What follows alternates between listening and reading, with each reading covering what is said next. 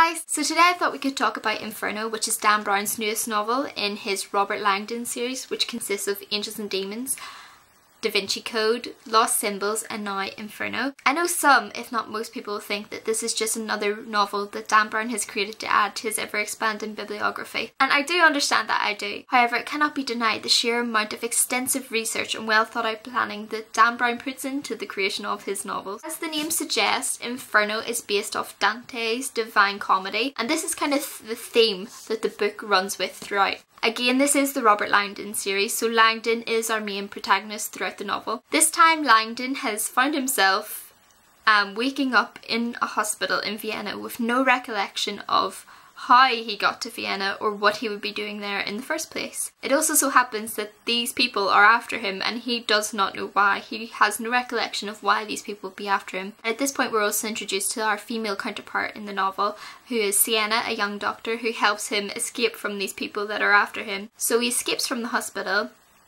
and then it's up to him to kind of try to discover why these people are after him. Inevitably, which is the style of kind of the Langdon novels, he then uncovers an even bigger secret, and using his university professor intellect and knowledge of history and art, it takes him on a journey throughout different historical landmarks in different well-known locations to kind of unravel the truth. And it is a story that takes many twists and turns, as kind of maybe slightly predictable with these books. It's kind of, you know, it's up to Langdon to kind of save civilization. It's kind of, it is that plot, that it does have that usual plot that Langdon novels do, but that doesn't mean that it's not enjoyable. One thing that Dan Brown doesn't do very well, I sometimes feel, is characters, because although he will give us all this information about the characters, for some reason it isn't easy to kind of develop empathy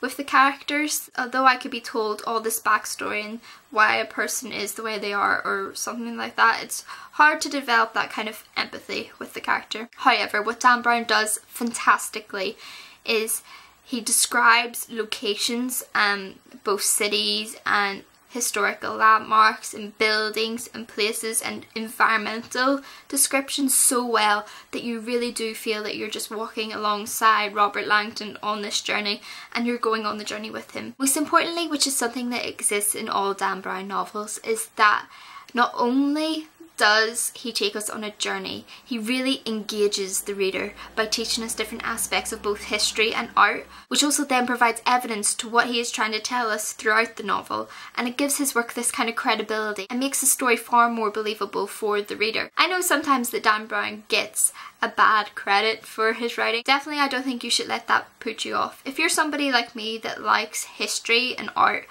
history, and you love being taught in this kind of area, definitely give Inferno, as well as all his other books, a go, because it's a subject that Dan Brown writes about so well. Is it better than Angels and Demons or Da Vinci Code? No. They're still the two better novels, probably Angels and Demons being more so than Da Vinci Code. Is it better than Lost Symbols? I think at the very least it's definitely on par with Lost Symbols. Maybe even a tad bit better than Lost Symbols. But Lost Symbols wasn't a bad book either, it was just a wee bit hard to get into. This book is definitely a more instantaneous, you can get into the story, so that's definitely a plus. Also, what is really awesome is how beautiful this book is under the cover. Like, look at that, and that's just stunning.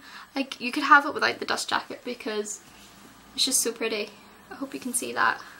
So that's just kind of a quick overview, and I hope it's kind of insightful, and definitely I hope that you will not be put off by anything that you've heard about Dan Brown novels, and that you will give it a go and pick it up and give it a read, because I think it is definitely a worthwhile read.